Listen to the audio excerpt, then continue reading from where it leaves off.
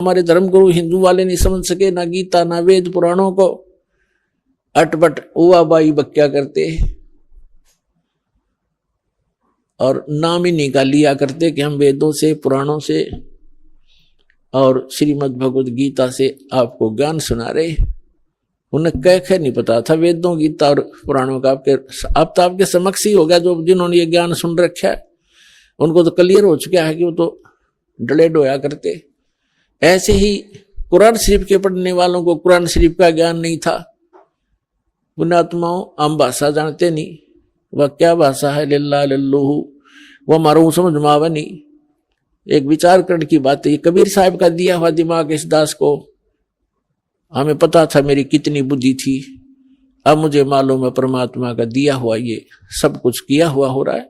ना ये इलेक्ट्रॉनिक जो सिस्टम बनाया जा रहा है, टीवी, इंटरनेट, डीवीडी, कंप्यूटर, ये मनुष्य नहीं बना सकता। ये मोबाइल छोटे छोटे बना दिए, इसमें पूरी फिल्म परमात्मा के सत्संग भरे जाते हैं, 50-50, 100-100, 200 घंटे के।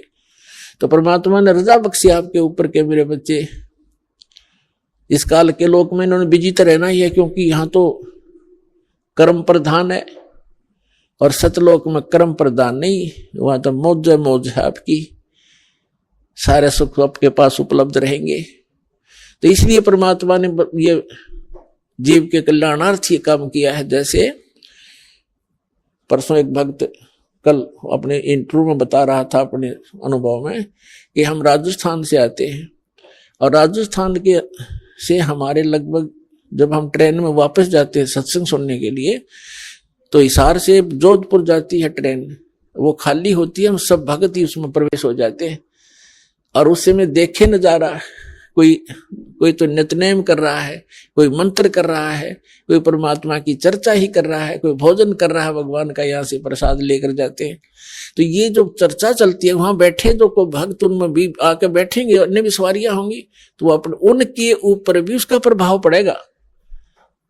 इन वाणियों का पूरे वातावरण में अब प्रवेश होगा। और जो जैसे कुछ ऐसे पाप होते हैं मनुष्य के, परमात्मा की वाणी सुनने से ही अक्षीण हो जाते हैं और फिर वो चेतन होता है। जैसे एक किसी को सर्प डस जाता था तो पहले आध्यात्मिक ट्रीटमेंट होया करते थे,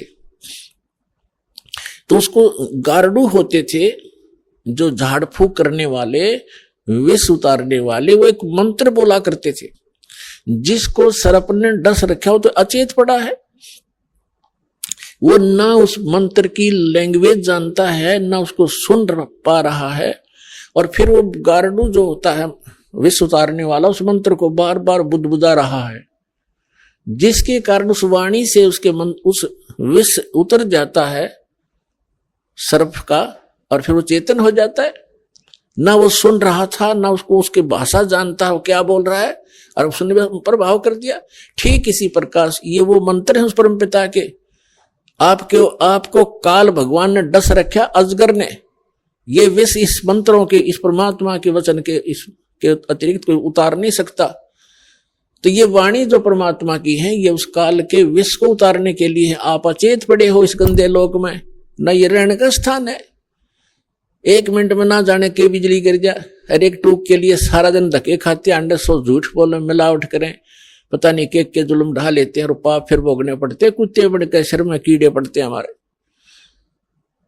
तो ये जो वाणी परमात्मा ने भी साधन दिए हैं आपको, मोबाइल बुढ़े का देख ले, बालक के सबकी जेब में, बहन बेटियों के पास हो गए। और इसमें पहले तो बकवाद भरा करते थे, फिल्म देखा करते, अटपट रखा करते, अरे परमात्मा की वाणी चलती है इसके अंदर। तो ये वाणी जैसे कोई खेत में गया है तो जाते हुए चल खेत में जाते हैं, किसान है, मजदूर है, चलो वहां करेंगे, नितने मोबाइल जेब में है, काम कर रहे हैं, मोबाइल ऑन कर लिया, काम भी कर रहा है, नितनेम भी कर रहा है, मंत्र भी कर रहा है, कान में लीड ला लिया, आजकल 100 सिस्टम दे दिया जाता ने, तो वो प्रभाव पड़ेगा सबके। जैसे एक किसान हल जोत रहा है, बीज बो रहा है, एक तो तमाकू पीवा के लिए बीड़ी घूट मारो और फिर न्यू, एक तो तमाकू का जो वासना वो जागी, अरे एक भगवान का भक्त परमात्मा के मंत्र करता करता बीज बोए, उस खाने वाले पे भी असर होगा उसका, जो उस अन्न को खाएगा। तो इसी प्रकार जो वाणी में फैल रहा है, इस वातावरण फैल रही है वाणी परमात्मा की। बच्चा बच्चा जन जन सब उसी की चर्चा करता है। कोई वाणी बोल रहा है, राम नाम रटते रहो जब तक घट में प्राण, देते दीन दयाल के बनक पड़ेगी कान। तो भक्ता के बच्चे ये वाणी बोलेंगे तो उसके आसपास और बच्चे होंगे, उन पर असर पड़ेगा। तो इस प्रकार परमात्मा ने कहा कि इस कलयुग में पूरी सृष्टि इस सतनाम को प्राप्त करेगी और सब भक्ति करेंगे मेरे बच्चे, और सब पार हो जाएंगे। बोलो सतगुरुदेव।